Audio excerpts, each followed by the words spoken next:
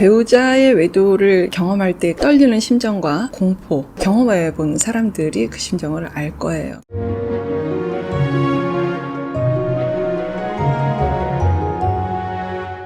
오늘 사연을 보내준 사례가 있어서 이 사례를 오늘 좀 다뤄보는 걸로 하겠습니다.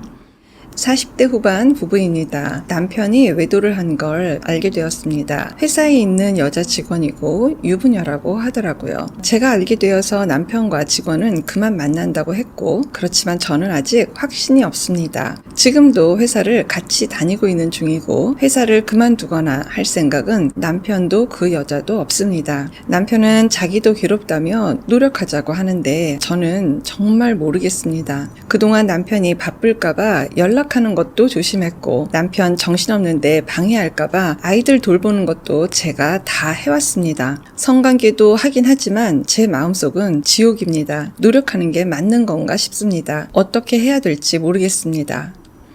얼마나 괴롭겠어요. 이런 말을 할 수가 없죠.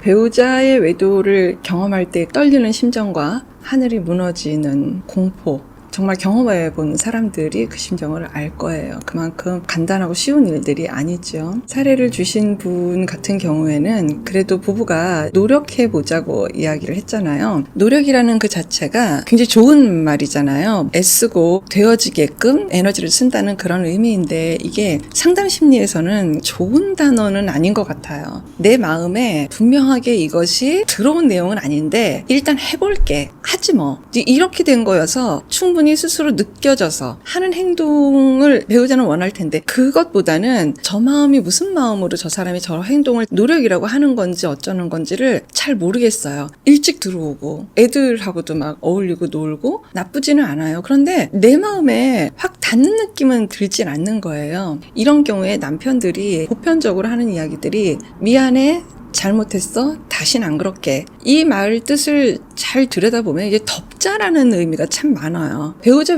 외도를 경험하는 부인들의 어떤 이 화상을 당한 이 심정에 대한 민면으로 들어가는 게 아니라 굉장히 표면적으로 다음부터는 안 그럴게, 즉 거론하지 말자, 내가 더 잘할게, 이거는 남편들한테는 면죄가 되고요. 누가 해결이 안 되죠? 부인 쪽이 해결이 안 되죠. 나중에 시간이 지나게 되면은 남편이 지겨워져요. 내 스스로 생각했을 때 이 정도 했으면 됐다, 그만해도 된다, 이렇게까지 했는데도 부인이 받아주지 않고 용서를 해주지 않는 거는 꼭 내 쪽의 문제만은 아니다. 이런 상황이 벌어지게 되면은 부부는 만날 수가 없어요. 마음이 만날 수가 없어요. 이제 이 사례를 주신 분한테 꼭 얘기하고 싶은 게 뭐냐면, 궁극적으로 어쨌든 부부는 정말 살고 싶은 마음이 크다라는 거예요. 두 분 다. 이걸 지금 우리 부부가 굉장히 소중하게 다뤄야지 되는 거예요. 또 하나는 뭐냐면은 외도가 유지됐던 내용이 있을 거예요. 거의 대부분은 위로를 받았다, 지지를 받았다, 이렇게 격려받았다, 이제 이런 뜻이 굉장히 많이 들어와요. 뒤집어 보면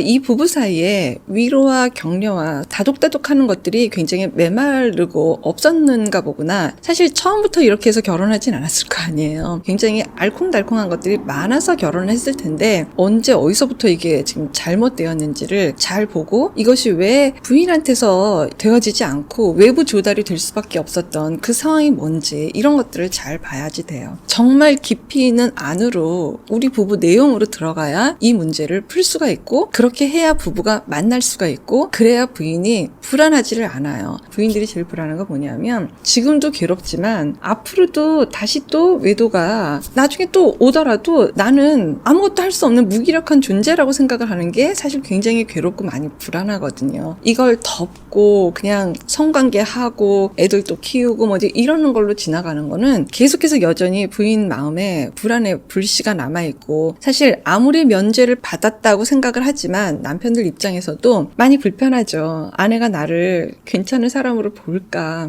나를 다시 남자로 봐줄까, 나한테 마음이 예전처럼 될까. 대신에 남편분들이 그걸 드러내놓고 표현하는 것은 잊혀졌어야 되는 것 같은 그 외도권을 다시 불러일으켜서 뭔가 다시 시작이 될까봐가 너무 불편하고 두려우니까 아예 안 꺼내는 게 낫다, 그게 이롭다, 이렇게 생각하시는 경우가 많이 있죠. 같은 얘기를 계속 반복하는 것 같은데, 부부의 마음이 만나야 해결돼요. 마음이 만나지 않으면 늘 이 상황이에요. 그리고 이 불안은 너무 불행하게도 아이들한테 전이가 될 확률이 높아요. 엄마에 대한 마음은 자녀들이 그렇게 분리가 잘 안 되잖아요. 더군다나 10대 이 어린 자녀들은 엄마의 정서하고 분리되기가 없기 때문에 속히 해결하시고 사시는 게 굉장히 중요합니다.